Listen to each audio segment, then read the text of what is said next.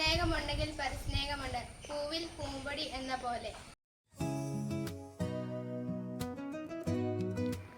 ഈശോയുടെ സന്നിധിയിൽ മണിക്കൂറുകൾ ചിലവഴിക്കാൻ ഇഷ്ടപ്പെട്ട വിശുദ്ധ അൽഫോൻസാമ പറയുന്നു, എനിക്ക് സമയം കിട്ടുമ്പോഴെല്ലാം വിശുദ്ധ കുർബാനയുടെ സന്നിധിയിൽ ഞാൻ ചിലവഴിക്കും. എൻ്റെ കർത്താവിനെ പൂർണ്ണമായി സ്നേഹിക്കണമെന്ന ഒരാഗ്രഹമേ എനിക്കുള്ളൂ. ഈശോയെ അഗാധമായി സ്നേഹിച്ച വിശുദ്ധ അൽഫോൻസാമ സഹോദരങ്ങളെ സ്നേഹിക്കുന്നതിലും ആനന്ദം കണ്ടെത്തി. ചെറുപ്പത്തിൽ തന്നെ ലോകത്തിൻ്റെ വശ്യതയും സൗന്ദര്യവും ഈശോയുള്ള സ്നേഹത്തിന് പ്രതിബന്ധമാകുന്നുവെന്ന് മനസ്സിലാക്കിയ അന്നക്കുട്ടി ഈശോയുള്ള സ്നേഹനിമിത്തം ഒരു ഗോതമ്പ് മണി പോലെ അഴിഞ്ഞില്ലാതാകാൻ ആഗ്രഹിച്ചു. നന്നേ ചെറുപ്പം മുതൽ പരസ്നേഹം അഭ്യസിച്ച അവൾ ഒരു സന്യാസിനിയായപ്പോൾ സ്നേഹത്തിൻ്റെ വിശുദ്ധിയായി.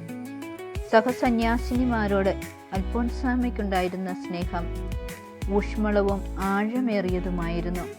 സ്നേഹപൂർണമായ പുഞ്ചിരി, സൗഹാർദ്ദപരമായ സംഭാഷണങ്ങൾ, അവസരോചിതമായ സഹായം, ചെറിയ സമ്മാനങ്ങൾ, ആശ്വാസവചനങ്ങൾ തുടങ്ങിയവയിലൂടെയെല്ലാം അവർ അൽഫോൻസാമയുടെ സ്നേഹപരിമളം ആസ്വദിച്ചിരുന്നു.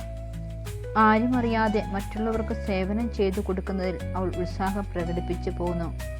മറ്റുള്ളവർ മടക്കാതെ ഇട്ടിട്ട് പോകുന്ന വസ്ത്രങ്ങൾ മടക്കി വൃത്തിയാക്കി അവരുടെ പെട്ടിയിൽ സൂക്ഷിച്ചു വയ്ക്കുന്നതിനും മഠത്തിലെ മുറികളും പരിസരങ്ങളും വൃത്തിയാക്കുന്നതിലും അവൾ ശ്രദ്ധിച്ചു. പരസ്നേഹത്തിൻ്റെയും ദൈവസ്നേഹത്തിൻ്റെയും ഒരു പ്രകാശ ഗോപുരമായിരുന്നു വിശുദ്ധ അൽഫോൻസാമ.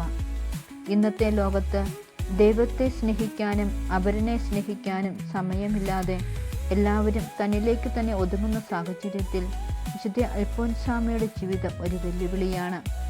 വിശുദ്ധ അൽഫോൻസാമയുടെ തിരുനാളിനായി അടുത്തൊരുങ്ങുമ്പോൾ ദൈവസ്നേഹമുണ്ടെങ്കിൽ പരിസ്നേഹമുണ്ട്, പൂവിൽ പൂമ്പൊടി എന്ന പോലെ എന്ന അൽഫോൻസാമയുടെ വാക്കുകൾ നമ്മുടെ ജീവിതത്തിന് ശക്തി പകരട്ടെ.